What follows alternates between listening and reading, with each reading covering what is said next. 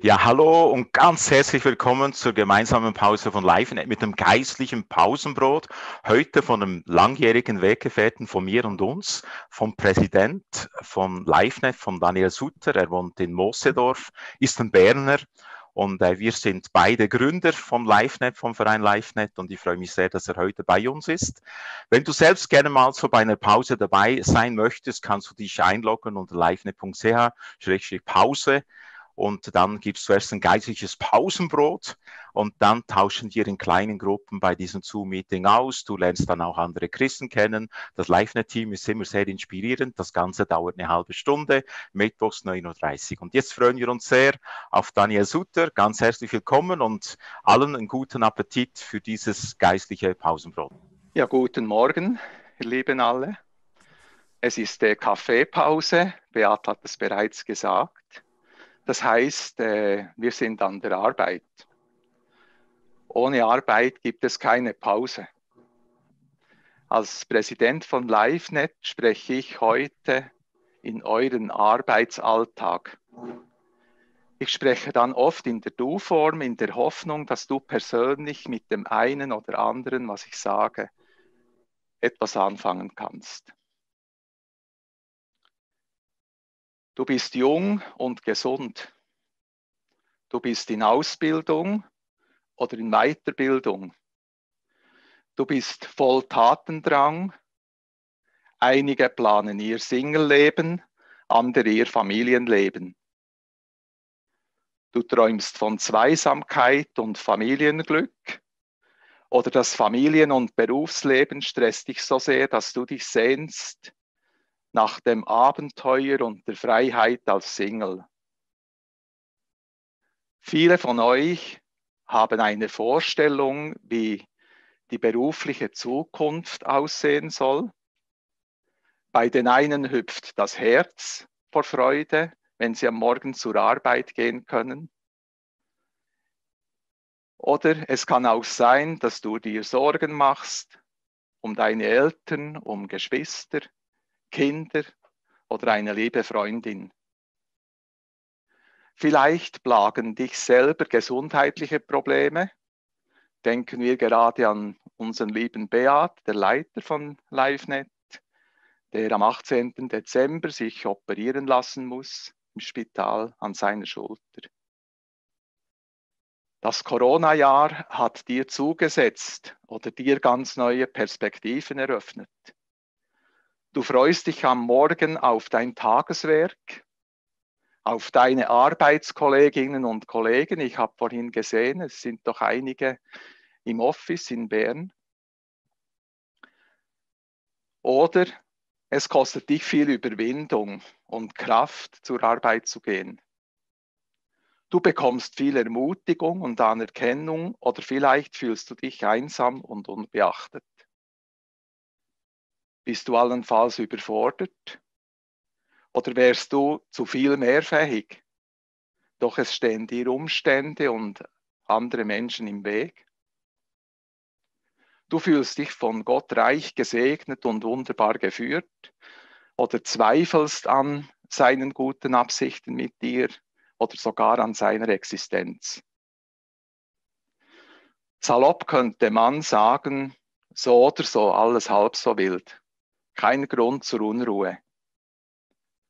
An diesen Situationen und Umständen, die ich da aufgezählt habe, kommen wir alle einmal oder wiederholt immer wieder vorbei.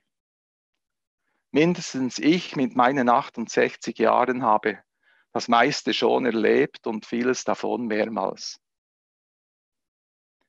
Und doch, unsere aktuelle Lebenssituation lässt uns nicht kalt. Der Arbeitsalltag fordert uns heraus. Jetzt ist zwar gerade Pause, aber in einer halben Stunde sind wir alle wieder an der Arbeit. Wird es gelingen? Macht es Sinn? Können die gesteckten Ziele erreicht werden? Bin ich im Zeitplan? Werde ich am Abend auf einen guten Tag zurückblicken können? Aufgrund meiner eigenen Berufserfahrungen gebe ich euch gerne einige Gedankenanstöße zu eurem Arbeitsalltag. Denke daran, dass Mitmenschen, mit denen du aktuell zu tun hast, mit größter Wahrscheinlichkeit nicht in der gleichen Situation und Gemütslage stecken wie du. Sei dir bewusst, dass wer arbeitet, Fehler macht. Suche nicht das Perfekte. Strebe nach dem Optimalen. Das Optimale liegt etwa 10-15% unter dem Perfekten. Ein Chirurg hat mir mal erzählt, dass ein perfekter chirurgischer Eingriff dem Patienten das Leben gekostet hat. Er überstand die lange Narkose nicht. Lass dir rasch helfen, wenn du nicht weiterkommst. Den Jungen unter euch fällt es wahrscheinlich leichter als den Älteren. Ich habe die Erfahrung gemacht, dass mir so circa 40% der Arbeit relativ Mühe macht und mühsam ist. Bei 40% habe ich so richtig Spaß und 20% sind so lala.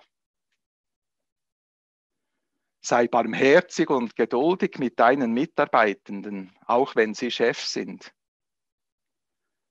Sprich es offen und mutig aus, wenn du siehst, dass falsche Wege eingeschlagen werden. Vielleicht hast du recht. Sei bereit, dich korrigieren zu lassen. Das erleichtert deinem Gegenüber auch Kritik von dir anzunehmen. Freue dich, wenn dem anderen etwas gelingt und sage ihm auch, dass du dich freust. Lass dich nicht entmutigen, wenn etwas nicht gelingt. Ich selber habe vor allem aus Fehlern gelernt, aus meinen eigenen und derer anderer. Sei nie blind gehorsam, das ist für dich und deinen Auftraggeber gefährlich. Ich möchte dazu eine kleine Anekdote erzählen. Wir haben eine Tochterfirma in Deutschland gegründet. Der dortige Geschäftsleiter hatte aus meiner Sicht einen Fehler gemacht. Ich rügte ihn deswegen. Seine Antwort war, du hast es mir so befohlen. Ich fragte zurück, hast du gewusst, dass das nicht gut kommt? Er sagte, selbstverständlich. Ich erwiderte, warum hast du das mir nicht gesagt? Weil du mein Chef bist. Eine wunderbare und heilsame Auseinandersetzung. Sie fand in einem Autobahnrestaurant statt und die Lautstärke war nicht gerade diskret. Einige Gäste haben unsere Diskussion mitbekommen. Wir beide hatten nach dieser Diskussion viele erfolgreiche und überaus schöne Jahre zusammen. Beachte auch, wenn alle gleicher Meinung sind, ist meist die Wahrheit fern. Die Wahrheit liegt in der Auseinandersetzung und dem gemeinsamen Ringen. Jesus sagt von sich, ich bin der Weg und die Wahrheit und das Leben. Wenn ich sein Wort lese, ist nicht einfach alles klar. Es stellen sich mir Fragen und ich werde in Frage gestellt. Ihr, die bei LiveNet arbeitet, ihr seid sehr, sehr privilegiert. Ihr dürft beruflich, sprich professionell, Menschen zu dieser Wahrheit führen.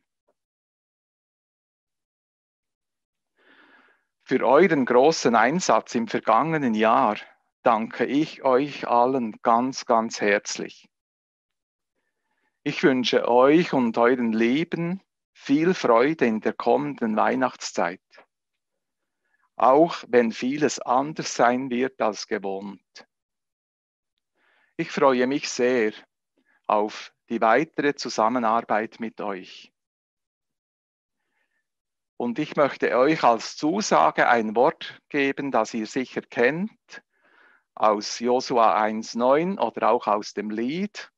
Siehe, ich habe dir geboten, dass du getrost und freudig seist.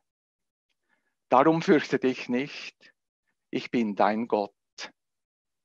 Danke vielmals fürs Zuhören. Danke vielmals, Dani, für deine Weisheiten, die du uns da weitergegeben hast. Ich habe es gerade mitgeschrieben kurz und teile das jetzt hier in der Gruppe. Also alle, die drin sind hier in dem Zoom im Moment, die sehen auch die Zusammenfassung jetzt. Also ich kann alle ermutigen, die jetzt einfach über YouTube oder Facebook mitgeschaut haben, einmal selber direkt dabei zu sein auf livenet.ch/Pause und dann könnt ihr euch einloggen.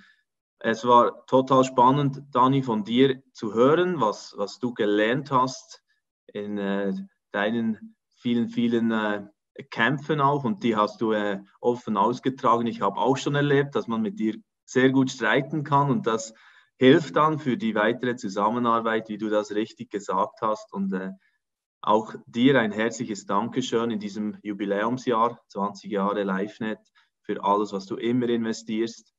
Das ist eine große Ehre, mit dir unterwegs zu sein, Dani. Herzlichen Dank.